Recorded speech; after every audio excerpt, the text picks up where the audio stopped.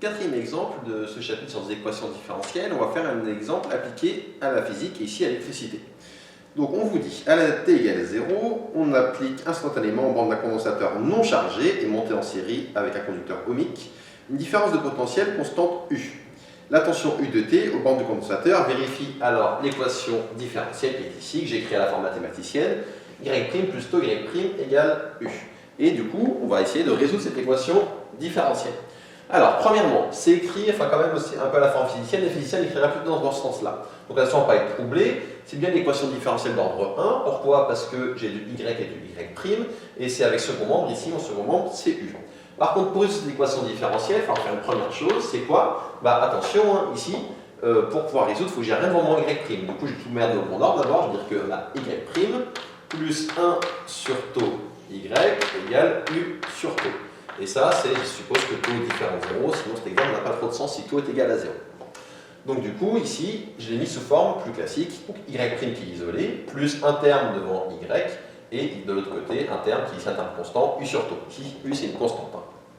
Pour résoudre cette équation différentielle, je vais pouvoir dire que les solutions, je vais l'appeler E, c'est le codif, les solutions de E sont de la forme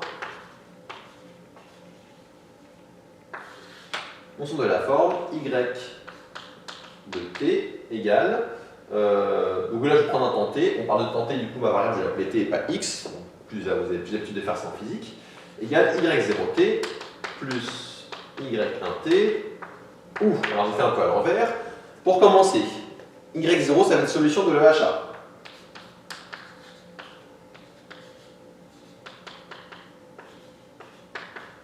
C'est quoi ici l'équation homogène associée? C'est y' plus 1 sur tau y égale 0. Donc y0, comment je résous l'équation homogène associée? Je vous rappelle, c'est y0t égale c exponentielle de moins une primitive de ce qu'il y a devant y. Ici devant y, j'ai du 1 sur tau. Donc c exponentielle moins 1 sur tau dt. Je fais donc c exponentielle de moins 1 sur tau, c'est une constante. Et donc ça fait une primitive de 1, et une primitive de 1 c'est t. Ça fait donc moins 1 sur tau fois t. Ok, du coup je vais faire ça, exponentielle moins t sur tau. Je répète, une primitive de 1 sur tau, comme 1 sur tau c'est une constante, ça va me donner t sur tau. Une fois que j'ai ça, j'ai trouvé y0 solution de HA et y1 comme d'habitude, solution particulière.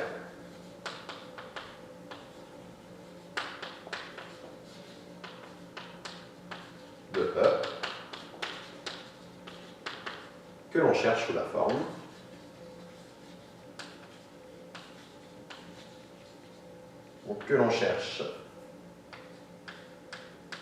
sous la forme y1 de t égale, je vous rappelle la méthode, vous prenez votre y0 et vous faites varier la constante. Donc la constante c, vous dites que c'est une fonction c de t fois exponentielle moins t sur tau.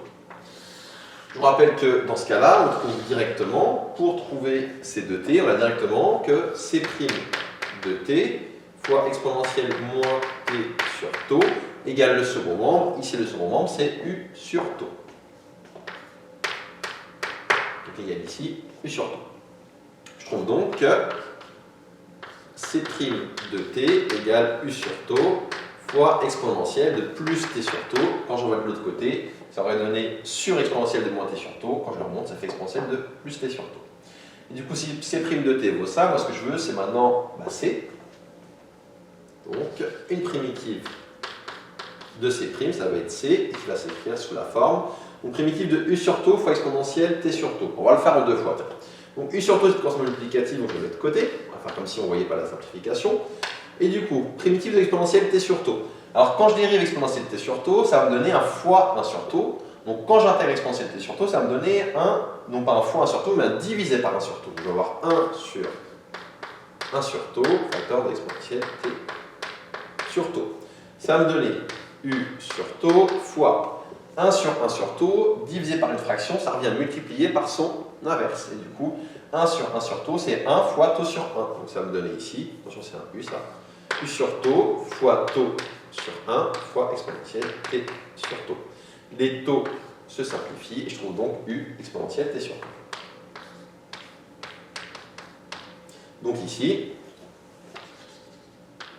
peux dire que y1 de t, ça vaut c de t fois exponentielle moins t sur tau. C de t, c'est donc u exponentielle t sur tau fois exponentielle moins t sur tau. Les exponentielles se simplifient et je trouve donc y1 égale u. On a ainsi